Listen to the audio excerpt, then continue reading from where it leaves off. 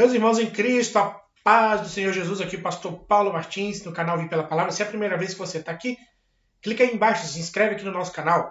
Tem um sininho aí para você clicar para ser notificado cada novo vídeo que a gente colocar aqui no canal ou Vi Pela Palavra, tá bom? Olha só, muito importante seu comentário. Deixa aí um amém, um Deus abençoe, um aleluia. Qualquer comentário vai nos ajudar aqui no canal. Tem um grupo de WhatsApp onde a gente coloca ali alunos, professores, superintendentes, pastores, evangelistas, presbíteros que tratam da lição da Betel. Se você quiser fazer parte desse grupo de WhatsApp, aqui embaixo tem um link, você pode clicar, já vai ser direcionado ao grupo, e nesse grupo você pode ali trocar ideia, colocar suas ideias, perguntar alguma dúvida, enfim, tem sido uma bênção esse grupo de WhatsApp, tá bom? E é livre, você entra, você sai, fica à vontade, ali não tem nada para te prender, tá bom?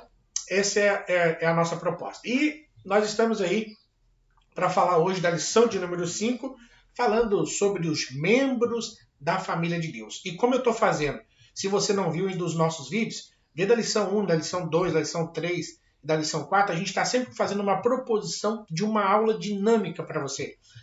Eu estou trazendo aqui ideias que você pode aplicar na sua escola, na sua sala de aula, entre os seus alunos, e que vai dinamizar, vai tornar a aula mais atraente, mais atrativa, mais abençoada, tu vai ter a capacidade de fixar mais o conteúdo na mente dos seus alunos, se você aplicar a dica que eu vou dar daqui a pouquinho, não sai daí. Uma dica muito especial para você aplicar na sua escola dominical, tá? Eu sou o pastor Paulo Martins, eu sou pastor da Assembleia de Deus Ministério de Madureira aqui em Santo Antônio da Patrulha, Rio Grande do Sul. Meu pastor presidente, pastor Jerônimo, que é o pastor presidente aqui do nosso campo de Canoas, tá bom? A quem eu mando um forte abraço, um carinho, que Deus abençoe. Então vamos lá, membros da família de Deus. Eu tenho uma proposta legal, como eu disse, eu tenho uma proposta boa para trazer para você, professor, para você aplicar aí na sua aula, que vai ser muito boa. Então não sai daí, espera aí para a gente continuar e eu vou falar para você o que você pode fazer. Bom, textual em Efésios capítulo 2, verso 19, como os irmãos sabem, nós continuamos aí o tema, né? Continuamos o tema de Efésios e estamos aí fazendo uma leitura de carreirinha, ou seja, capítulo 1, capítulo 2, versos por versos, e aí a gente está no capítulo 2, tá? Nessa lição. O textual é Efésios capítulo 2, versos 19, diz que assim quem já não sois estrangeiros, nem forasteiros, mas concidadãos dos santos e da família de Deus. Hoje nós estamos, então, constituídos concidadãos, ou seja, nos tornamos irmãos, membros da mesma cidade, da mesma pátria, da mesma família. É isso? Então é muito legal o que aconteceu conosco através da obra de Cristo na cruz do Calvário. Isso é muito bom. Então, nos juntou, ou seja, nos formou um povo só. Nós que antes éramos povos diferentes, de famílias diferentes, de tribos diferentes, de lugares diferentes, de formações diferentes, de ideias diferentes, hoje, através da obra de Cristo, nós nos tornamos uma só família. Nos tornamos membros da família de Deus. Na verdade, aplicada, diz que o perfeito sacrifício de Jesus Cristo resultou em reconciliação. Olha só. E essa reconciliação foi feita com Deus e permitiu que nós nos tornássemos membros da sua família. Como eu estou enfatizando sempre aqui nos nossos vídeos, principalmente agora desse quarto trimestre, que eu vim com a intenção de ser mais proposital, ou seja, de criar propostas para você, para você ter uma boa aula, para você ter um bom retorno da sua ministração, eu tenho enfatizado que a lição tem 3 objetivos que nós precisamos alcançar. Ao terminar o estudo, você precisa ter alcançado esses 3 objetivos, senão a sua ministração não foi proveitosa, senão a sua ministração não foi de fato, não alcançou os objetivos que o comentarista tinha quando ele escreveu essa lição. Então isso é muito importante ficar atento nesse detalhe. Então o primeiro objetivo é apresentar a posição de Israel diante de Deus, e isso você vai ensinar quando você ensinar o tópico de número 1. Segundo objetivo, explicar como o sacrifício de Cristo nos trouxe a paz. Isso você vai explicar no tópico de número 2. E terceiro, falar sobre como nos tornamos a morada de Deus. Aí você vai falar no tópico de número 3, o edifício de Deus, tá certo? Então isso é muito importante você ter isso em mente. Antes de entrar objetivamente aqui nos conteúdos, como os irmãos já estão cientes aqui no meu canal, eu não aprofundo muito no conteúdo, mas eu quero que seja uma proposta, esse vídeo seja uma proposta para você aplicar uma aula que possa ser bem sucedida aí com seus alunos. Então a minha pegada aqui ela é mais no intuito de auxiliar, de trazer ferramentas para você melhorar a sua performance como professor de escola dominical. Então, tendo dito isso, eu quero que você faça uma dinâmica com seus alunos, quero que você faça uma dinâmica com a sua classe. Pegue ali um papel, isso é muito fácil, pode ser de caderno, pode ser em casa de um filho que está estudando. Todo mundo tem aí um caderno em casa, né? Quando não uma agenda. Você pega ali destaque, ou se você quiser investir um pouquinho numa folha de ofício em branco, uma folha pautada, tá? Leve na quantidade ali dos seus alunos, tá? Leve ali. Entrega para cada um deles e dá para eles ali 5 minutos iniciais. 5 minutos para eles escreverem qual é o sobrenome da sua família. Qual é a origem da sua família. Então a primeira resposta é sobrenome familiar. Você é de qual família? Da família dos Martins, dos Carvalhos, dos Tomés, dos Santos, tu é da família dos Oliveiras, tu é da família dos Souza, enfim, que seja então dado o sobrenome familiar desta pessoa que está escrevendo esse papel. Aí a segunda pergunta é a origem familiar, de onde surgiu essa família, ou seja, pelo menos que ele tenha lembrança. Eu, por exemplo, sou da família dos Martins, a origem da minha família se deu na cidade de Piedade, do Rio Grande, Minas Gerais. A origem dos meus pais são de lá, meu pai e minha mãe. Então, quer dizer, você vai pedir que eles escrevam, então, a origem da família. Se foi a cidade onde vocês estão hoje, ou se foi uma outra cidade, um outro estado. A terceira pergunta, você vai colocar assim, quais relações familiares você tem hoje. Então, se eles têm os pais, se relacionam com os pais, se eles têm os irmãos, se relacionam com os irmãos, tá? Como está a árvore genealógica dessa família, os que estão em vida. Feito isso, nesses 5 minutos, eles respondendo essas 4 indagações, você pede eles para segurar, ministra a aula e depois, ali faltando 10 minutos, você pede para cada um deles ali, então, responder publicamente essas indagações. O nome da família, a origem da família, tá? Depois ali as suas relações presentes, né? De onde, com quem eles se relacionam, com pai, irmãos, enfim, respondendo essas perguntas ali, eles vão dizer para a classe. Qual é o objetivo de fazer isso? É mostrar que por intermédio da obra de Cristo, por intermédio do que Cristo fez, essas famílias distintas, cujos nomes foram colocados, as origens foram colocadas e as relações foram colocadas naqueles papéis, que agora todas essas famílias passaram a constituir uma família só. Então não é mais a família Martins somente, não é mais a família Carvalho, não é mais a família Souza. Agora nós somos uma só família em Cristo Jesus. Então vai trazer essa dinâmica legal para você fazer isso com seus alunos. Faça isso, aplique isso e depois me chama aqui, coloca aqui nos comentários como foi essa aplicação aí para os seus alunos, como eles sentiram, se foi legal, se foi traumático. E se porventura algum deles quiser abrir, né, falando acerca do não conhecimento das suas origens familiares, então você fala que, olha só, tá vendo? O irmão não tinha uma família, não tem uma referência de família, ele foi deixado no asilo, foi deixado não sei aonde, aliás, asilo não, ele foi deixado no orfanato, mas agora ele tem uma família, agora ele é a família da fé. Veja, irmãos, o quanto isso é importante. E é exatamente isso que a nossa lição quer dizer. Porque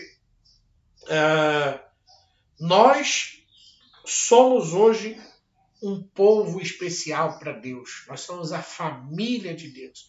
Nós somos aqueles que servem a Deus. Nós somos aqueles que decidimos andar com Deus. E uma vez tomada essa decisão, feita essa escolha dos nossos corações, nós passamos a fazer parte da família de Deus. Porque antes nós éramos gentios.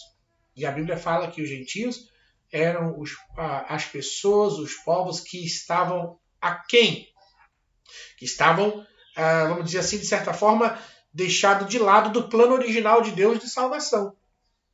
Até o texto diz que veio para o que eram seus. Então Jesus veio como uma resposta para o povo de Deus, para o povo judeu. Mas os seus, ou seja, os judeus, não receberam. E aí foi dado poder a todos quanto receberem se tornar filhos de Deus. Aí onde entra eu, onde entra você. Nós somos incluídos nessa família de Deus. Nós somos agora adicionados a essa grande família de Deus. E uma vez adicionados nessa família, mesmo tendo origens diferentes, mesmo tendo não tendo origens familiar, agora nós somos uma só família. Servos de Deus, servas do Senhor, amados desse mesmo Pai, comprados pelo mesmo sangue, ou seja, o mesmo preço que o rico foi comprado, o pobre também foi. O mesmo preço que as famílias que dizem ter sangue de azul, dos baroneses, né? Aí esse pessoal brinca por aí de sangue azul, ou seja, de uma classe elevada. Mesmo esses e aqueles que são aí, talvez até desprovidos do conhecimento das suas origens familiares, foram pagos pelo mesmo preço. Não teve distinção de quem quer que seja, porque o que acontece? O Evangelho de Cristo, ele nos iguala. Interessante. O Evangelho de Cristo nos deixa no mesmo nível, no mesmo patamar, na mesma posição. Glória a Deus por isso. E aí, nós éramos gentios na carne. Ou seja, nós éramos chamados incircuncisão. E aí, fomos agora inseridos nesse contexto dos filhos de Deus. Nós estávamos andando como o profeta Isaías profetiza, né?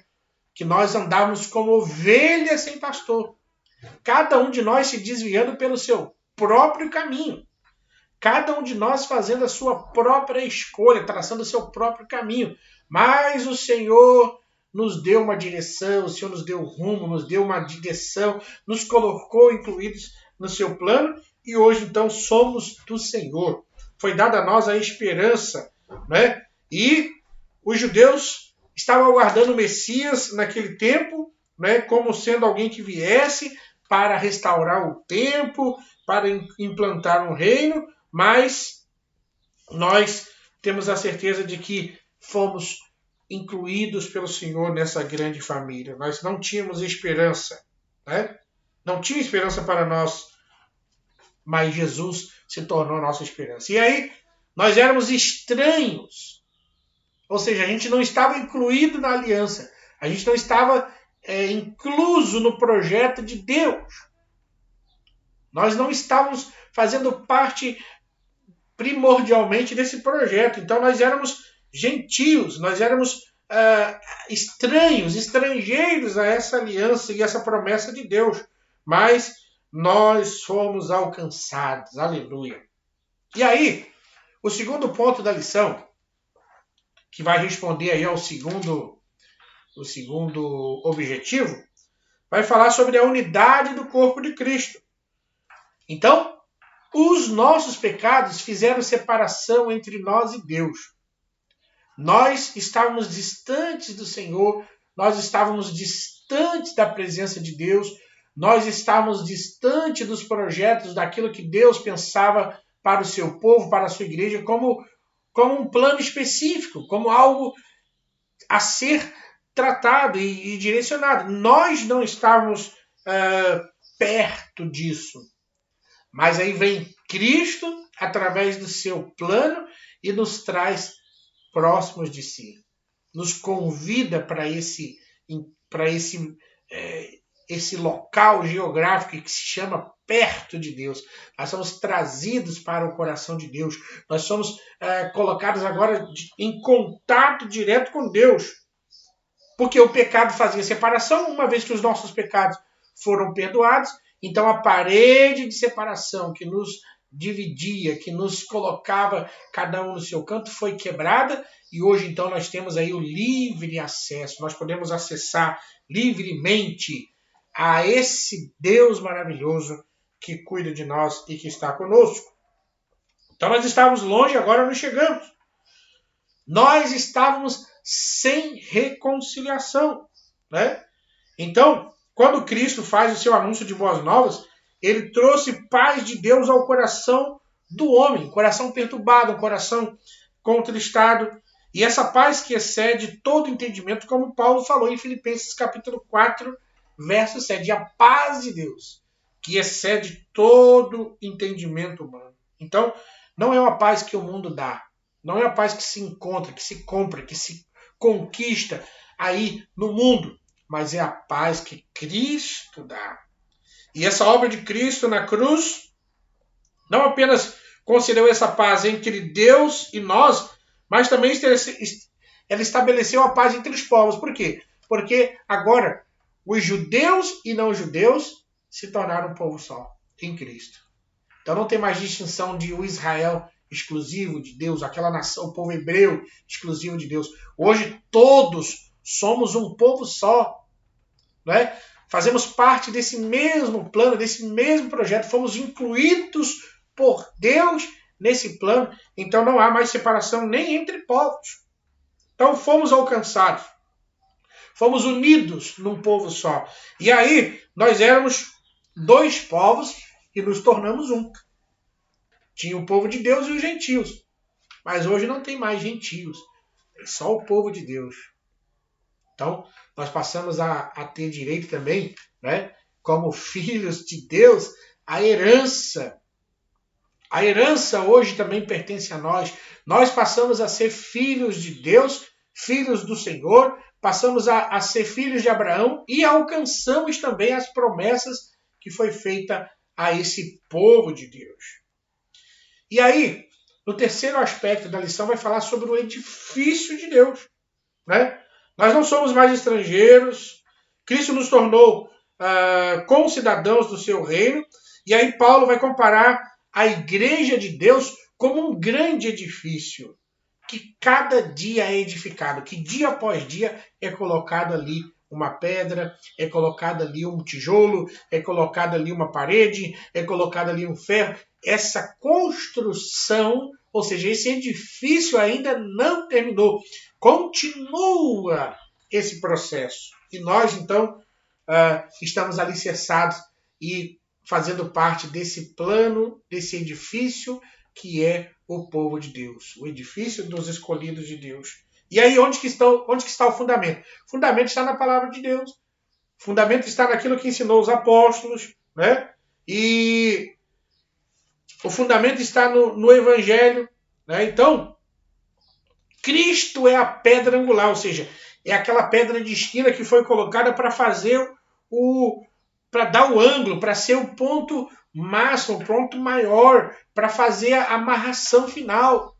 Cristo é a cabeça. Quando a igreja é chamada de corpo, Cristo é a cabeça. E nós somos membros do seu corpo. E como edifício, Cristo é a pedra angular. Então, o fundamento dos apóstolos e dos profetas são as verdades reveladas nas sagradas escrituras acerca do plano de Deus, acerca daquilo que Jesus deixou como ensinamento. E a nossa posição no edifício de Deus?